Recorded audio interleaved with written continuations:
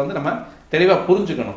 அதற்கடுத்து வந்து கடகராசி நேயர்கள் அப்படின்றவங்க, கடகராசி நேயர்களுக்கு வந்து இப்போ அஷ்டம சனி அப்படின்றது வந்து விலகி 9ஆம் இடத்துக்கு சனி போகக்கூடிய ஒரு காலகட்டம் நன்மையாக இருக்கக்கூடிய காலகட்டமாக இருந்தாலும் 8ஆம் இடத்துக்கு மீண்டும் சனியை விட கொடுமையான ஒரு கிரகம் அப்படின்னு சொல்லக்கூடிய ராகு வந்து உட்கார்றது அப்படின்றது வந்து கொஞ்சம் சிரமத்தை தரக்கூடியது. இது வேணும்னே வம்பு, வழக்கு, துன்பம், துயரம் இது எல்லாமே கொடுக்கக்கூடிய, சனியை விட 2 மடங்கு கொடுக்கக்கூடியவனாக இருப்பான். என்ன காரணம் அப்படின்னு கேட்டிங்கன்னா, ராகு அப்படின்னு சொல்லக்கூடியவர் வந்து இருந்தது, தான் இருந்தது, தன்னை பார்த்தது, தான் பார்த்தது, இப்படி எல்லாத்தையுமே வாங்கி ரிசீவிங், நீங்கள் என்னென்ன சிக்னல் கொடுக்குறீங்களோ அத்தனை சிக்னலையும் வாங்கி அதுக்கு தகுந்த மாதிரி ஒரு 10 மடங்கு, 15 மடங்கு, 100 மடங்கு அதிகமாக கொடுக்கக்கூடியவன் ராகு.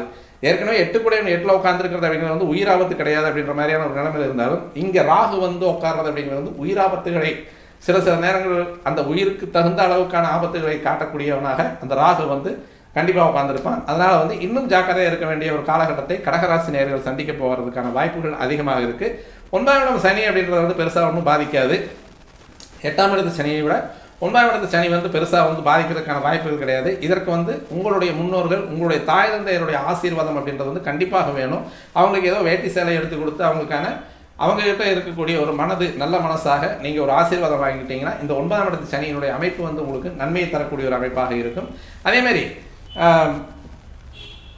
திட்டமிடல் அப்படின்றது வந்து வாழ்க்கை திட்டமிடல், பொருளாதார திட்டமிடல், வேலை திட்டமிடல், இது எல்லாமே தெளிவாக பார்த்துக்கணும். அப்படி இல்லை அப்படிங்கிற மாதிரி இருந்ததுன்னா உங்களுக்கு வாழ்க்கையினுடைய திருப்பு முனையாக அமையக்கூடிய ஒரு அமைப்பாக இருக்கும். திருப்பு முனைனா நல்ல முனையில் போயிட்டால் பரவாயில்ல, வாழ்க்கை வந்து முன்னேற்றமான பாதையில் போயிட்டால் பரவாயில்ல, அது பின்னேற்றமான பாதையில் போகிறதுக்கான வாய்ப்புகள் நிறைய வந்து இந்த சனியும் ராகும் செய்யக்கூடிய அமைப்பாக கண்டிப்பாக உண்டு. 8, 9 2 இடமே வந்து கிடக்கூடிய அமைப்பு அப்படின்றது வந்து 8ஆம் இடத்துல வந்து அதிகொடூர கிரகம் அப்படின்னு சொல்லக்கூடிய ராகு உட்கார்றது வந்து சனி 8ஆம் இடத்தை விட்டு வெளியே போயிடுறாரு. 8 கூடையோட 8லேருந்து வெளியே போயிடலாருங்கிற ஒரு நிம்மதி வந்தாலும் 8ஆம் இடத்து அதிபதி அப்படின்றது வந்து கொலைபாதகன் அல்ல.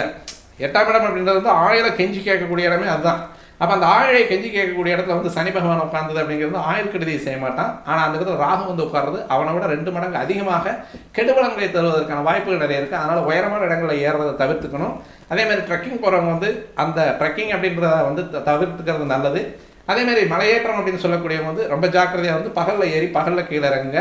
ஒரு 1500 படி 2000 படி ஏறுறோம், திருமலை திருப்பதி போகிறோம், வெளிநாடுகளில் இருக்கக்கூடிய உயரமான சிகரங்களுக்கு போகிறோம், அல்லது மலையேற்றங்கள் அப்படின்னு சொல்லக்கூடிய இடத்துல வந்து கடகராசி நேயர்கள் மிக மிக மிக மிக ஜாக்கிரதையாக இருக்கக்கூடிய ஒரு அமைப்பை கண்டிப்பாக இது உணர்த்தக்கூடிய அமைப்பு. அதேமாதிரி வந்து இவங்களும் வந்து பாதம் அப்படின்னு சொல்லக்கூடிய இடத்துல டயபெட்டிக் பேஷண்ட் யாராவது இருந்தீங்க அப்படின்னா கண்டிப்பாக உங்களுடைய பாதத்தில் காயம்படாமல் பார்த்துக்கணும். அந்த காயம் பட்டது அப்படின்னாலே உங்களுக்கு வந்து சிரமங்களை தரக்கூடிய ஒரு அமைப்பாக இருக்கும். இது சிரமங்களை கண்டிப்பாக தந்தே தீரும் அப்படின்றத வந்து இந்த கடகராசி நேயர்களுக்கு நம்ம சொல்லிக்கலாம். இது வந்து சனி வந்து பயிற்சி